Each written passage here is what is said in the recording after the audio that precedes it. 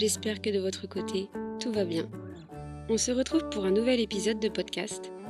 Et dans cet épisode, je vais vous parler de ces pensées négatives que l'on a parfois pour se préparer au pire. Le scénario du pire, c'est quoi? C'est une histoire basée sur des faits réels ou non, que l'on s'invente dès lors que l'on n'a pas toutes les informations à notre disposition par rapport à telle ou telle situation. On imagine ce qui pourrait potentiellement arriver de pire, de façon à être préparé si cela se produit.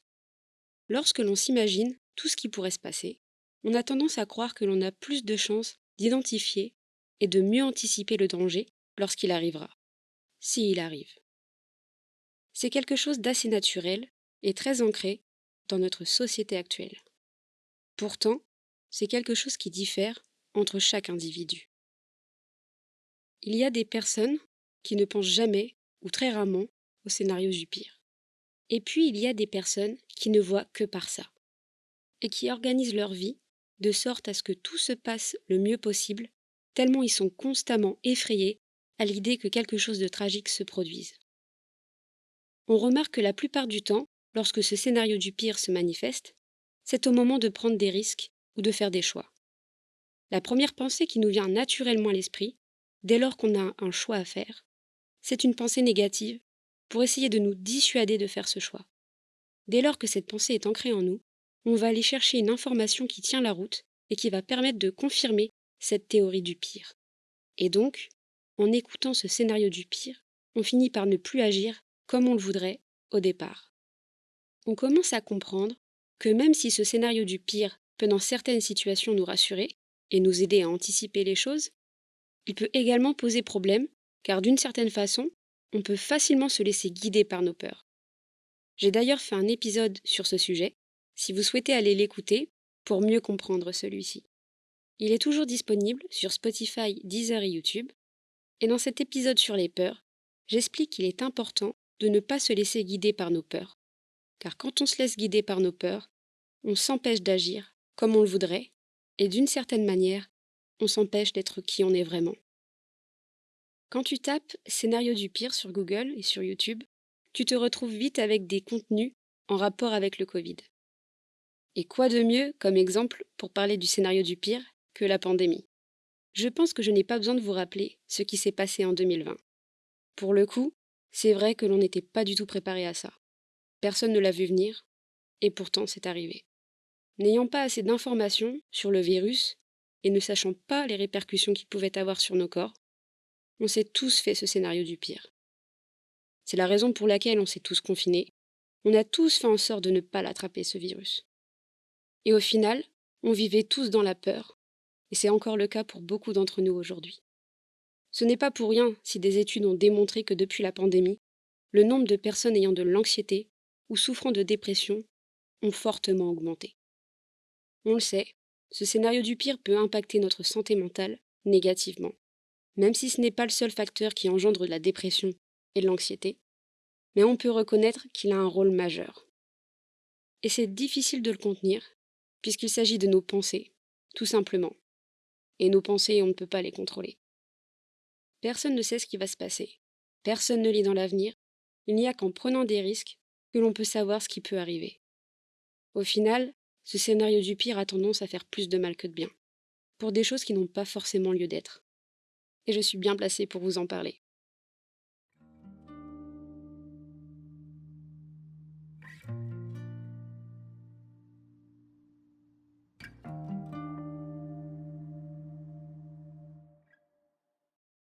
J'ai dû, plus loin que je me souvienne, toujours eu cette habitude de me préparer au pire. Pour celles et ceux qui ne le savent pas, on m'a diagnostiqué à l'âge de 6 ans la mucoviscidose. C'était en 2001. À cette époque, on avait très peu d'informations sur la maladie.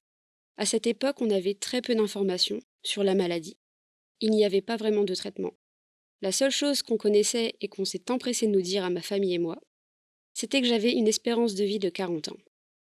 D'ailleurs, c'est toujours l'information que l'on donne aujourd'hui, même si depuis, il y a eu de nombreuses études, de nouveaux médicaments, qui ont nettement amélioré les conditions de vie des patients.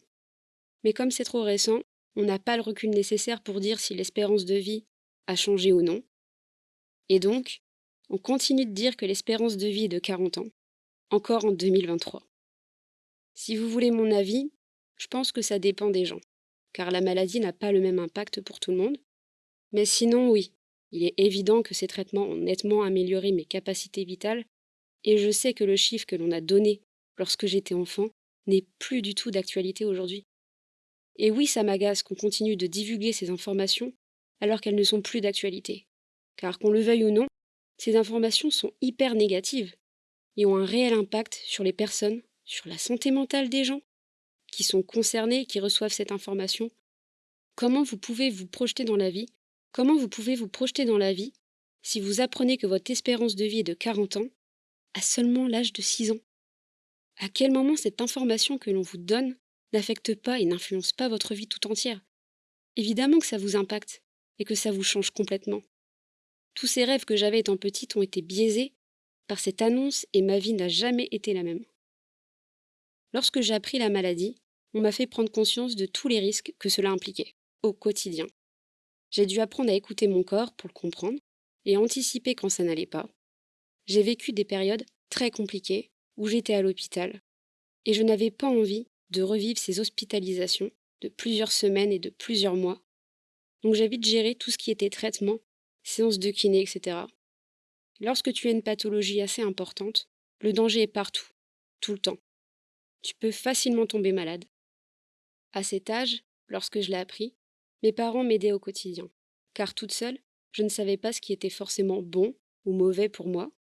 Ça partait d'une bonne attention. Et pourtant, c'est à cette période qu'on a commencé, ma famille et moi, à créer ce scénario du pire pour éviter le danger. Il fallait penser à tout, tout le temps.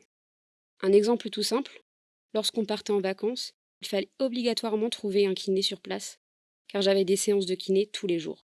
Et il arrivait que parfois, on n'en trouve pas juste avant de partir.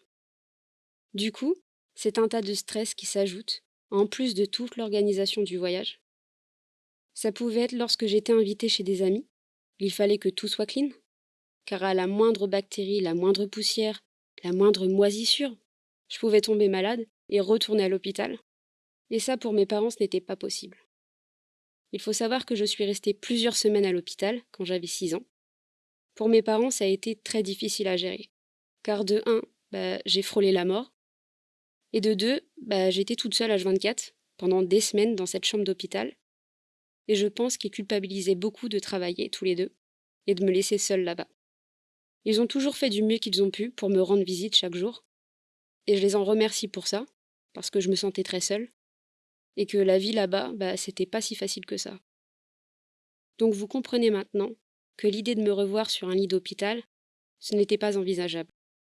On a fait en sorte que ça n'arrive plus, en mettant naturellement en place ce scénario du pire, pour avoir une longueur d'avance sur ce qui pourrait arriver, pour pouvoir me protéger. On ne s'est pas vraiment donné le mot. Ça s'est fait comme ça, sans s'en rendre compte. Et c'est ainsi que j'ai grandi, en essayant de penser et de faire attention à tout en essayant de m'intégrer parmi les enfants de mon âge, qui, eux, ne se souciaient de rien.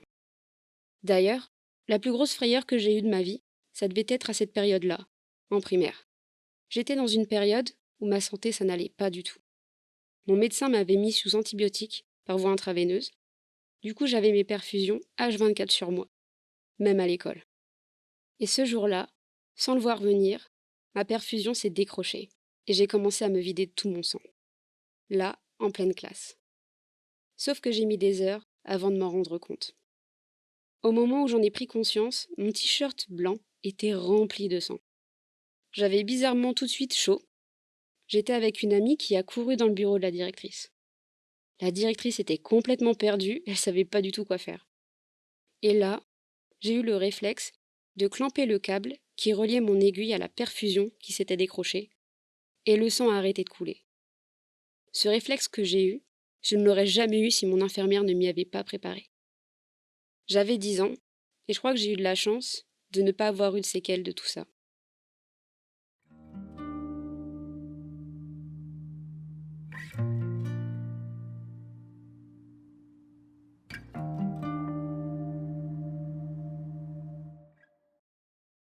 Depuis, j'ai grandi, et ce scénario du pire m'accompagne encore aujourd'hui. Je suis devenue une personne très anxieuse, mais si vous écoutez mon podcast, vous le savez déjà. Ça m'arrive assez souvent de m'inquiéter pour rien, pour ne pas dire tous les jours. Ça peut être pour tout et n'importe quoi. Par exemple, il m'arrive parfois d'avoir un mauvais pressentiment lorsque mon compagnon met du temps à rentrer du travail, lorsqu'il ne répond pas à mes appels ou à mes messages. J'ai direct ce schéma de pensée qui me laisse croire que peut-être il a eu un accident, alors que je n'ai aucune information qui me permet de penser ça. C'est compliqué de s'en défaire quand tu es habitué toute ta vie à raisonner de cette façon.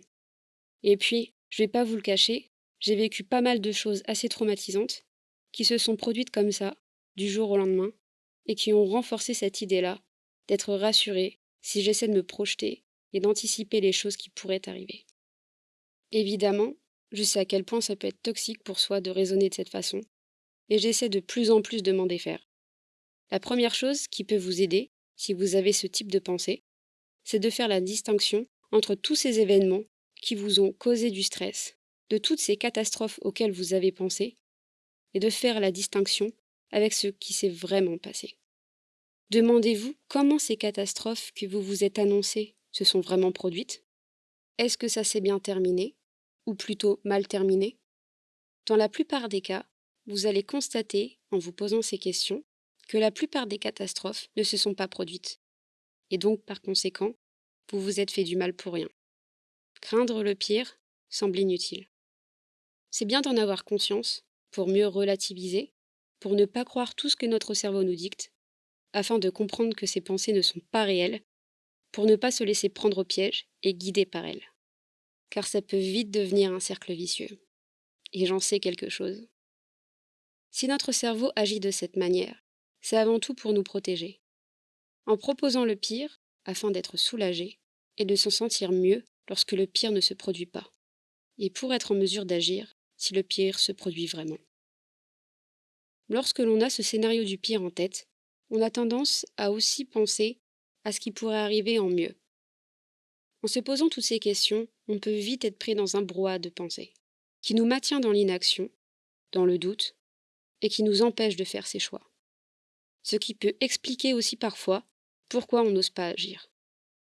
Ce scénario du pire nous plaît, car lorsqu'on pense au pire, on se conforte dans l'idée que si la chose ne se produit pas, on en ressortira moins déçu que si on avait espéré quelque chose de positif. Et c'est rassurant d'une certaine façon. Pourtant, ça ne nous permet pas de faire des choix qui sont bons pour nous. Par conséquent, on peut se demander comment faire pour se défaire de ce schéma de pensée, afin d'agir et de ne plus se laisser guider par nos peurs. Au lieu de vous demander ce qui pourrait arriver de mieux ou de moins bien, demandez-vous quel est le scénario le plus probable. Le fait de faire cet exercice et de se poser toutes ces questions permet de mieux rationaliser nos pensées, de savoir lesquelles sont utiles et lesquelles ne le sont pas, pour ne pas les subir. On ne se rend pas compte sur le moment, mais ces pensées négatives que l'on s'inflige ont un réel impact sur notre santé mentale et sur nos vies au quotidien. Au final, quand on y réfléchit bien, ces pensées que l'on a proviennent principalement des émotions que l'on ressent et qui sont mal interprétées. Par exemple, si je m'inquiète parce que mon compagnon n'est pas encore rentré, c'est parce que j'ai peur qu'il lui arrive quelque chose. Mon inquiétude, mes doutes, résultent de la peur. De ce fait, on peut donc penser qu'il suffirait de comprendre ces émotions, de savoir pourquoi elles surviennent à ce moment précis, pour ensuite pouvoir les accepter. Si j'ai peur qu'il lui soit arrivé quelque chose, c'est parce que je tiens à lui. Est-ce que cela dépend de moi, s'il va lui arriver quelque chose? Eh bien non, puisqu'il rentre par lui-même et parce que je ne suis pas avec lui. Il est possible que son train ait eu du retard ou qu'il soit passé à la boulangerie avant de rentrer. Ça, c'est fort probable. Donc pour l'instant, je ne devrais pas m'inquiéter autant. Évidemment, s'il ne rentre pas de la soirée, là, il faut que je me pose des questions. Parmi les scénarios les plus probables, il y a toujours un faible pourcentage pour que le pire se produise. Mais c'est extrêmement rare. Et puis dans la majorité des cas, on ne peut rien y faire. Ça ne dépend pas de nous. Je sais que ça semble facile à faire ce raisonnement, dit comme ça. Mais sur le moment, on a vite tendance à s'emballer pour rien. Et c'est normal. Vous ne pouvez pas vous en vouloir pour ça. Le plus important, c'est d'en avoir conscience et de faire en sorte que votre façon de penser évolue avec le temps, de sorte à ce que vous soyez moins impacté par toutes ces pensées négatives. Au vu de ce qu'il se passe dans le monde en ce moment, je trouvais que c'était un sujet qui avait toute son importance sur le podcast. J'espère avoir pu vous aider si vous êtes dans une situation de stress ou si vous vous sentez angoissé au quotidien. Il y a des tas de choses qui nous procurent du stress et de l'anxiété. Je trouvais ça important de prendre le temps de comprendre comment notre cerveau fonctionne et pourquoi il agit de cette manière. Prenez le temps de vous extraire de toutes ces pensées négatives pour trouver des pensées qui vous feront vous sentir mieux et qui vous donneront la sensation d'être plus optimiste dans la vie de tous les jours. Et si vous ressentez le besoin d'en parler, adressez-vous à un professionnel qui saura vous aider bien mieux que moi. En attendant, prenez soin de vous et de vos proches. On se retrouve la semaine prochaine pour un nouvel épisode. À bientôt. Bisous.